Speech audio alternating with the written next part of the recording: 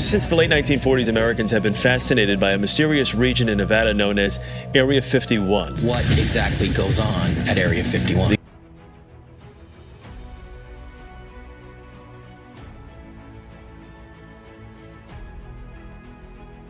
It finally happened. Aliens were caught on camera fleeing Area 51. He was with some of his colleagues at the time when he saw a very, very unusual object that he could not explain in any kind of technology that was familiar to him at the time. This shocking new video shows strange, ghostly figures racing through the night, sparking a frenzy of rumors and fear. For many experts, this is undeniable proof of extraterrestrial beings among us, while others claim it's merely a government distraction. Why are so many authorities urgently searching for these otherworldly fugitives? Join us as we delve into why this footage reveals the evidence the government has desperately tried to hide. The hidden world of Area 51. For many years, the high level of secrecy around Area 51 has led to numerous conspiracy theories about activities related to outer space happening there. Recently, a video that appears to show creatures from other planets running away from this site has surfaced, causing a stir among people who follow UFO stories. Camp Peary in Virginia, also known as The Farm, intrigues many with its hidden nature. It is thought to be the CIA's top training center for spies and intelligence agents, and its operations are kept very secret.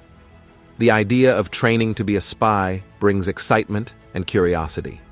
The strict security and hidden operations at Camp Peary lead to many guesses, from top-level spy training to secret experiments. The fascination with Camp Peary goes beyond its known uses, pulling people's attention to what might be happening there that the public doesn't know about.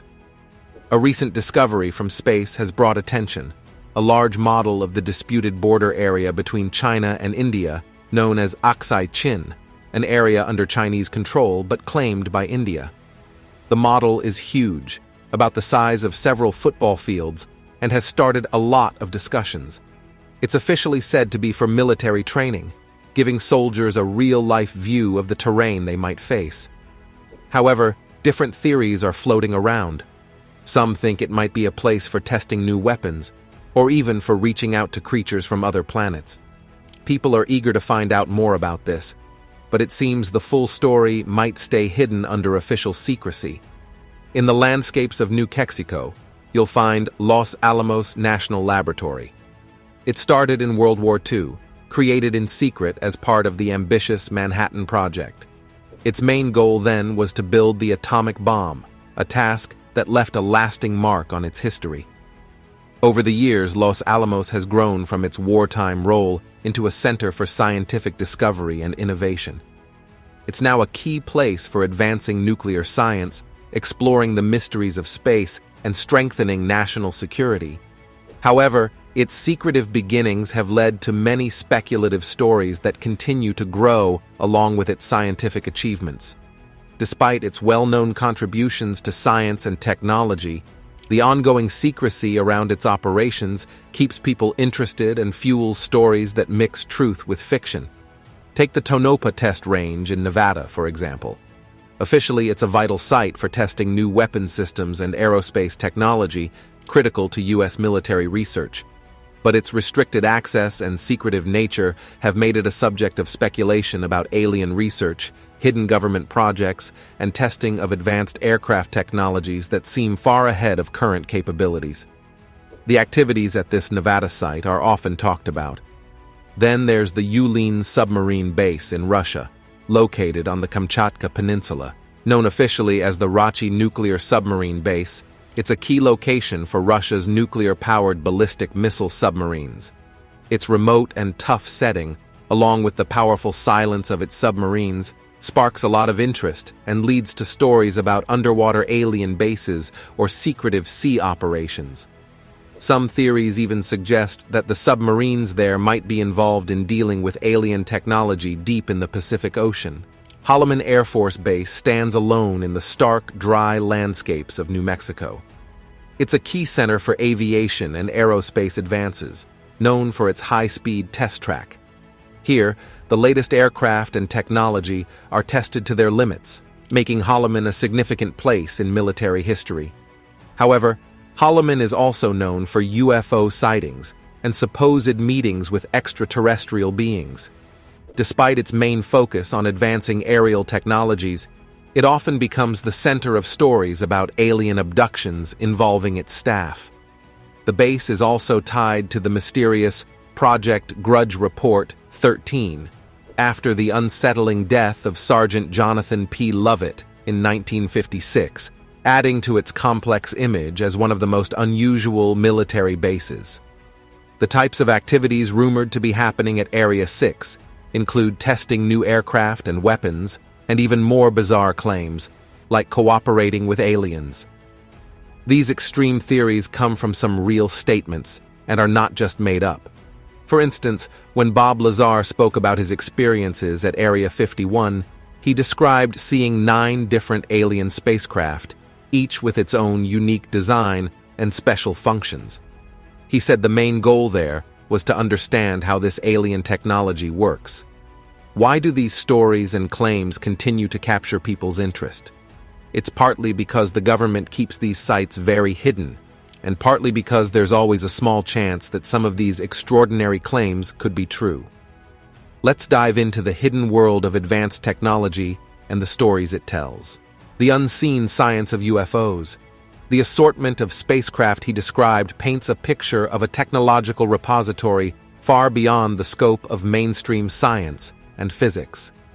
These crafts, each purportedly designed for unclosed purposes, sit at the core of a swirling mass of speculation and uncertainty.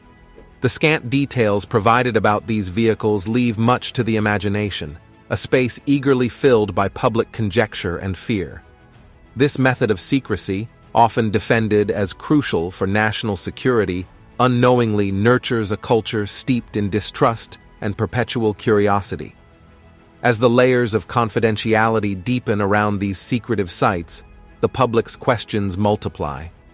People are left to ponder the depths of the unknown, grappling with the unsettling question: what exactly is being hidden from them? The more obscured these projects become, the more intense the speculation grows, feeding into a cycle of hidden and intrigue that envelops the entire narrative surrounding these spacecraft. This combination of high security, lack of information, and tantalizing hints from those like Lazar keeps the public endlessly engaged. Each new hint or leaked story about these sites sparks a flurry of discussions, articles, and documentaries, each trying to peel back the layers of the unknown. Whether the discussions lean towards skeptical scrutiny or open-minded exploration, they all share a common feature: a deep dive into the shadowy depths of government research facilities. Are these sites merely testing new technologies, or are they portals to understanding civilizations beyond our own?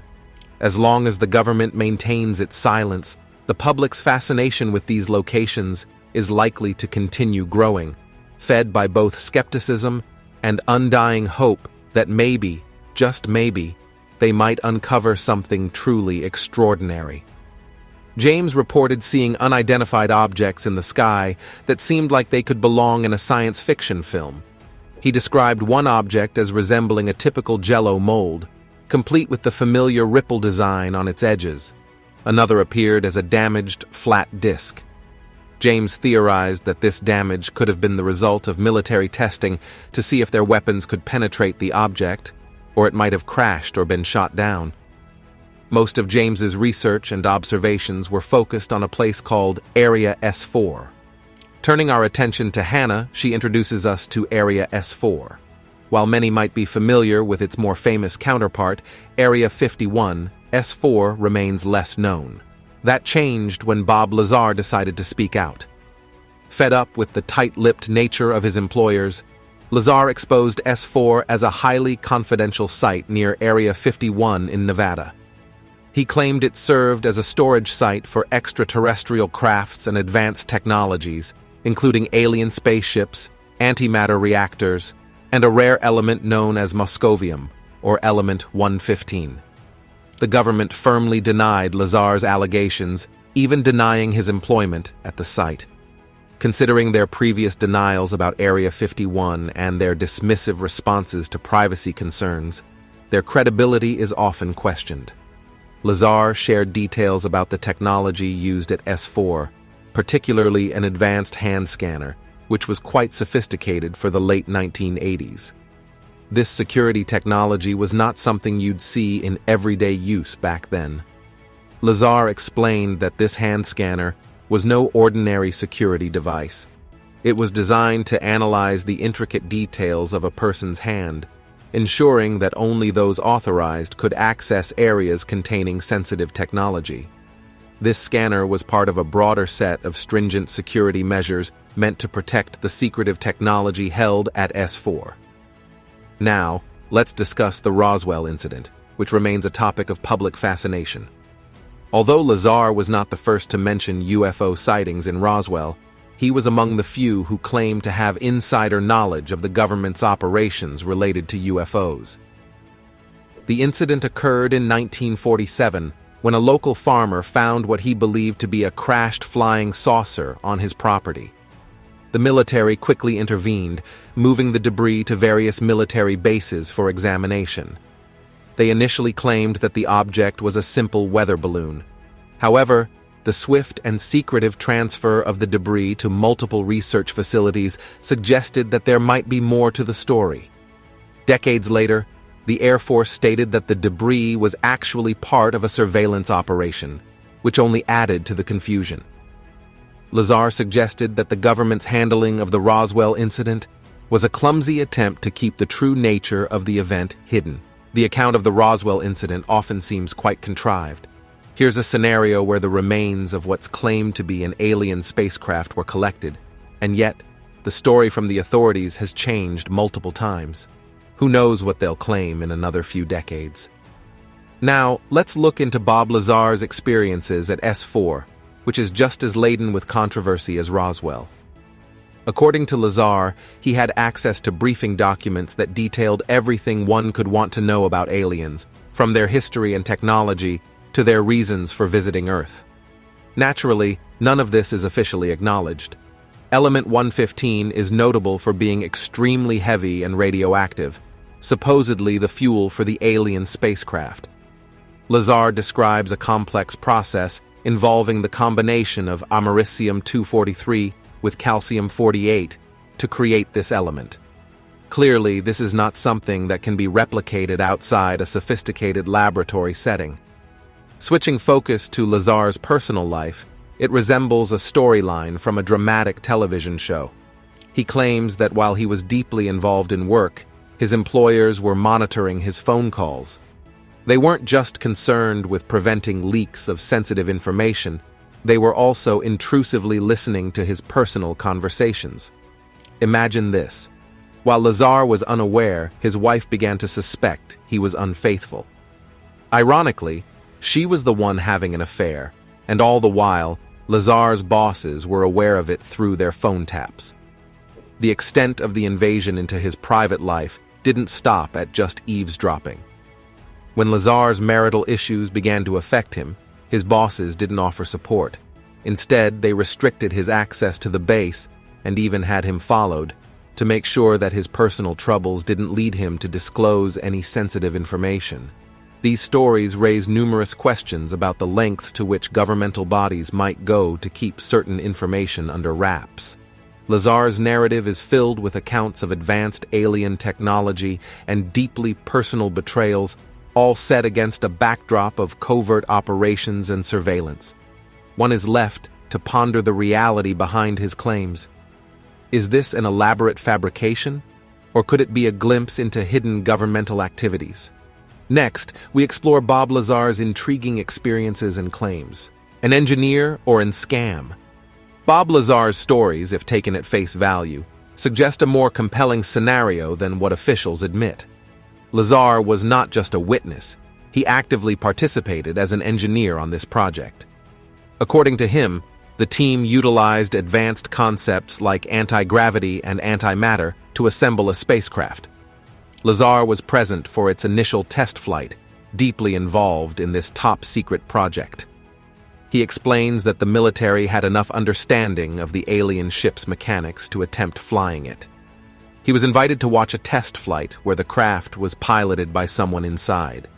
The craft was surprisingly quiet at takeoff, producing only a light hissing noise and a blue glow. Once in the air, it moved smoothly and quietly, performing straightforward flying maneuvers, showcasing a stark contrast to the noisy and visible efforts at reverse engineering that Lazar had noted earlier. Lazar also pointed out that these test flights were typically scheduled on Wednesdays, when fewer people were around, suggesting the military's extreme caution about keeping these tests away from public eyes. Despite such precautions, Lazar's detailed account exposes the irony of such high-security measures failing to prevent leaks about their operations. This raises questions about the effectiveness of such secrecy, and whether it truly serves the interest of keeping critical technological advances under wraps or simply highlights inefficiencies within the system. Bob Lazar's claims about Area 51 and his experiences there often sound like something out of a late-night movie, full of drama and suspense. He tells tales of testing secretive aircrafts and revealing hidden truths about UFOs in a secretive military base located in Nevada. These stories are packed with excitement, but they often seem too incredible to be real. Lazar compared himself to Edward Snowden, another person who revealed government Snowden back in 2013, showed the world how much the government was watching its own citizens. Unlike Snowden, who provided actual documents and evidence, Lazar's claims lack solid proof. They rely more on the public's interest in aliens to gain attention. Lazar, fearing for his personal safety, claimed he went public to protect himself. He even made a documentary in 2018 called Bob Lazar, Area 51 and Flying Saucers to bring more attention to his story. This action seems less about sharing the truth and more about keeping the public interested in his story. His life reportedly became difficult after he started talking about these government activities. He claimed that revealing these details was his only way to stay safe from government retaliation. This paints a picture of a man who sees himself as a target, fighting against a powerful adversary by trying to stay in the public eye. The U.S. military, however, has denied Lazar's claims. They even deny the existence of the base S-4, where he said he worked. This kind of denial from the government makes some people believe Lazar even more because the government has a history of not telling the truth. He has become a sort of celebrity, admired by some as a brave whistleblower and seen by others as someone who made up stories. Area 51 itself was always thought to be a place where secretive tests and possibly alien technology were hidden. However, in 2013, it was officially acknowledged as just a highly secretive U.S. Air Force base where new types of aircraft are tested. One of these was the U-2 spy plane, designed to watch over the Soviet Union during the Cold War. This plane could fly higher and was less noticeable than others at that time. Despite its advanced design, a U-2 plane was shot down in 1960, revealing U.S. spying activities and forcing the government to confess. This led to the development of the SR-71 Blackbird, another advanced plane that was built quickly to avoid the issues the U-2 faced. This plane became known as an excellent spy plane due to its incredible speed and ability to fly at high altitudes. Yet it too became part of the stories about Area 51. During the Cold War, the CIA even encouraged rumors about aliens at Area 51 to distract from the real purpose of the site, which was to test new military equipment. The ongoing discussion around Lazar and Area 51 showcases a complex blend of fact and fiction. His stories, whether true or not, continue to spark debates about what really happens inside the secretive military base. The fascination with these tales shows how eager people are to believe in something extraordinary, even when the truth might be more mundane. Through all of this, it's clear that the boundary between the real and the imagined can sometimes be as vague as a desert horizon at sunset. The aircraft that were in use from 1967 to 1968 have largely slipped from public awareness, And some might argue this isn't by accident. There seems to be an underlying push to erase these memories, suggesting a deeper, possibly darker reason. The M21 and D21 tag board, initially named Q12, are examples of projects that didn't last long but had significant capabilities. The D21, made of titanium and materials that evade radar detection, could fly at speeds of up to 1,700 km and cover distances up to 3,450 miles without refueling. The M21, a variant of the A-12, was designed for 2 people, but met a disastrous fate during a test flight in 1966, when a collision destroyed the aircraft and resulted in the death of a crew member due to a malfunctioning suit. Today, the same areas that tested these aircraft are thought to be developing new technologies. It's believed that new hangars are being built to house advanced unmanned aircraft, hidden from view and protected from the weather. This development contributes to the ongoing intrigue surrounding Area 51, a military site notorious for its association with advanced technology and tight security. Despite a highly publicized plan in 2019 to storm Area 51, which attracted the attention of 2 million people online, only about 150 showed up, and none succeeded in entering the base. The intense security measures around Area 51, including guards known as Camo Dudes patrolling in noticeable white jeeps, emphasize the seriousness with which the site is protected. These guards are authorized to use deadly force to prevent anyone from trespassing. Such strict security measures enhance the sense of inaccessibility and control, reinforcing the idea that whatever is happening inside is not meant for public eyes. Now, we look at how these affect public trust and our view of the world, revealing the truth behind the debris. The continued fascination with what might be hidden at Area 51 feeds into a broader narrative of control and exclusion. The public's pursuit of transparency seems to hit a wall when it comes to the government's most secretive operations. Even the occasional sightings of unidentified flying objects and unusual lights in the sky by dedicated observers do little to peel back the layers of secrecy.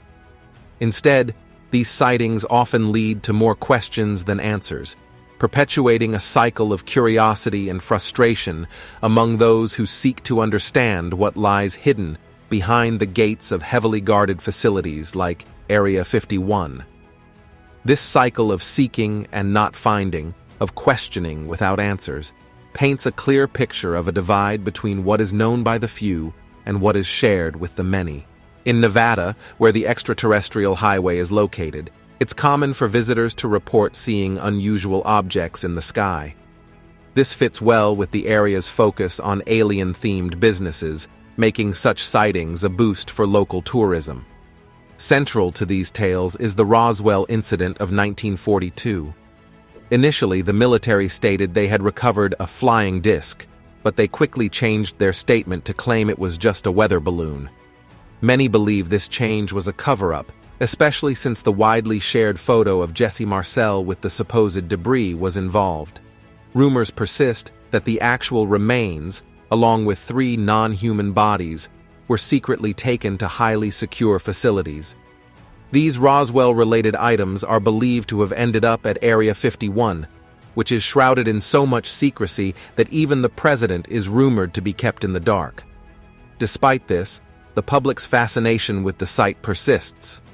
Adding to the intrigue, in 1995, Ray Santilli released what he claimed to be footage of an alien autopsy at Area 51.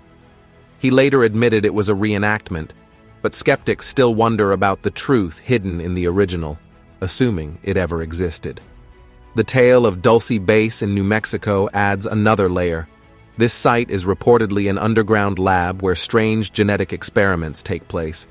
This story started in the 1980s with UFO researcher Paul Benowitz, who thought he had picked up communications between the U.S. government and aliens. According to the rumors, this base is a testing ground for creating hybrids of humans and aliens, with unclear purposes possibly aimed at enhancing human abilities. In a more optimistic light, Dr. Young-Hae Chi from Oxford's Oriental Institute proposed a theory that these alien interventions, particularly the creation of hybrids, are meant to help Earth cope with environmental and global challenges. He suggests that the increase in reported abductions is linked to major environmental and global issues, indicating a complex strategy by extraterrestrials to develop a hybrid population more capable of dealing with Earth's challenges. From Italy comes the friendship case, involving claims from the 1950s and 60s about peaceful interactions with advanced extraterrestrial beings who imparted their knowledge and stressed the importance of ecological balance. These experiences were reported consistently by several people, portraying the aliens as promoters of peace and environmental care.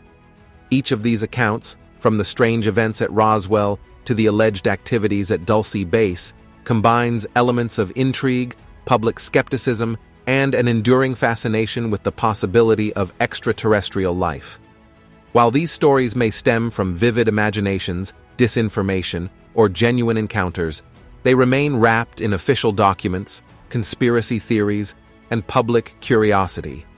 As these narratives continue to develop, they keep feeding the public's interest in what might lie beyond our world, though one might also question what motives lie behind keeping such stories circulating.